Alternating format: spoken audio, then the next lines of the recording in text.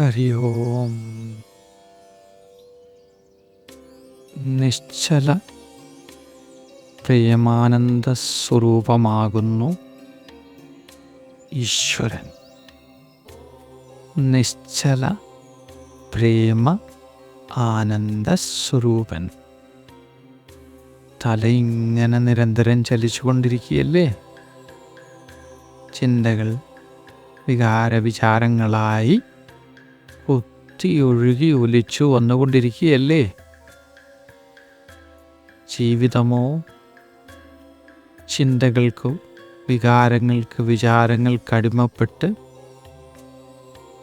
ഒഴുക്കു നിലച്ച തടാകം പോലെ അശുദ്ധമായിരിക്കുന്നു. ശാന്തിയെങ്ങോ പോയി മറഞ്ഞിരിക്കുന്നു. ചിന്തകൾ ഒതുങ്ങിയാൽ പ്രാണനൊതുങ്ങും. പ്രാണനൊതുങ്ങിയാൽ ചിന്തകളും. മനസ്സൊതുങ്ങിയാൽ പ്രാണനും, പ്രാണനൊതുങ്ങിയാൽ മനസ്സും ഒതുങ്ങും.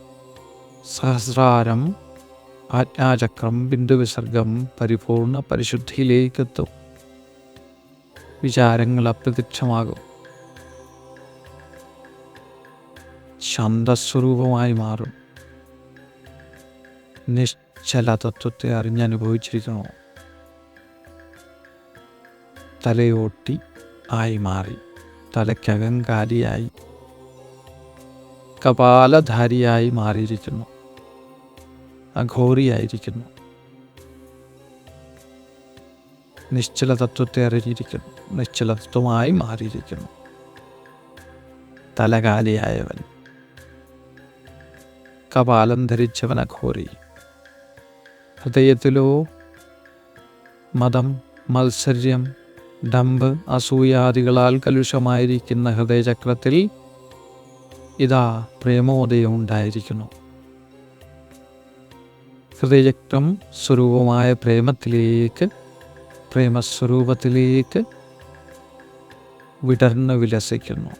ഹൃദയപത്മത്തിൽ പ്രേമം നിറഞ്ഞു തുളുമ്പുന്നു. പ്രേമം തന്നെ ഈശ്വരൻ. നിശ്ചല പ്രേമം. മൂലത്തിലോ കാമം, ക്രോധം തുടങ്ങിയ വികാരങ്ങളെല്ലാം തിങ്ങി നിറഞ്ഞിരിക്കുന്നു. മൂലമിരുണ്ടുപോയിരിക്കുന്നു. ആ ഇരുട്ടിലോ ആനന്ദമൊളിച്ചിരിക്കുന്നു. ആനന്ദമുണർന്നാലോ ഇരുട്ട് പ്രകാശമായി തെളിഞ്ഞു വിളങ്ങുന്നു.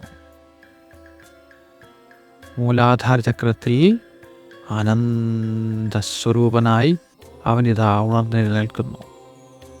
നിശ്ചല പ്രേമാനന്ദ സ്വരൂപനിതാ ഉണർന്നെഴുന്നേറ്റിരിക്കുന്നു.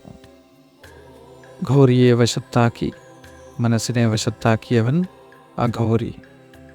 അവൻ സ്വയം തന്നെ ഭക്ഷിക്കുന്നു. സ്വന്തം മാംസം, സ്വന്തം മനസ്സ്, സ്വന്തം ശരീരം ഇനി നിരന്തരം ഭക്ഷിച്ചുകൊണ്ടിരിക്കുന്ന നിശ്ചല പ്രേമാനന്ദ സ്വരൂപനായ ഈശ്വരൻ. സന്തോഷമായിരിക്കൂ. ഓം ഓം ഓം.